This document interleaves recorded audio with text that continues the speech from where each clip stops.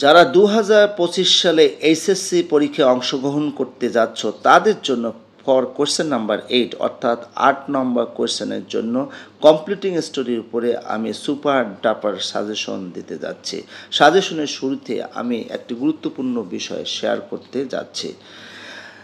আসন্ন 2024 সালে অনুষ্ঠিতব্য এইচএসসি পরীক্ষায় শুধুমাত্র 3টি বোর্ডে ঢাকা, রাজশাহী ও বরিশাল বোর্ডে ট্র্যাডিশনাল স্টোরি আসার সম্ভাবনা সবচেয়ে বেশি।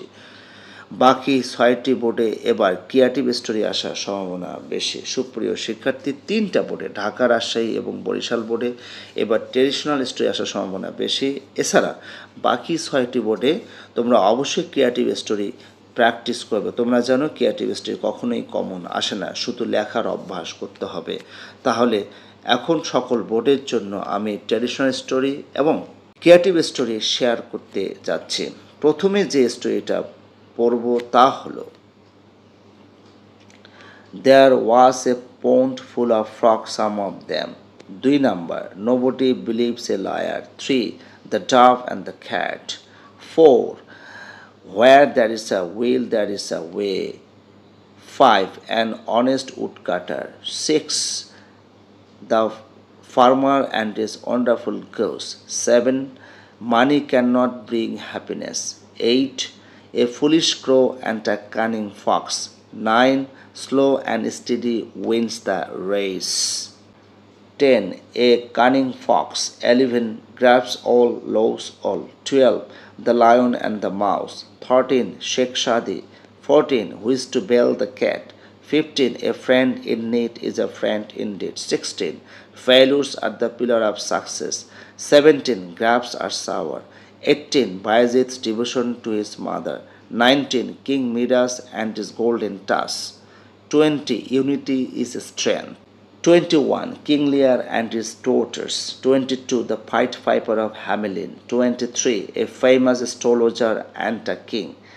24 Once there was a farmer in a village. He was very idle. He had a few plots of lands, but he did not plow them all. He did not sow seeds in time.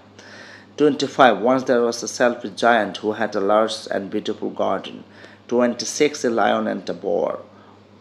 On summer day, they disputed about who drank first in the wall.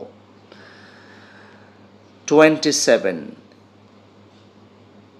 A crow wanted to be beautiful with the feathers of peacock. সুপ্রিয় শিক্ষার্থী, এই 27টি completing story রয়েছে। আমি একসাথে তোমাদেরকে দেখাচ্ছি এই 27টি completing story. এই 27টি কমপ্লিটিং স্টোরি তোমরা দেখে নাও।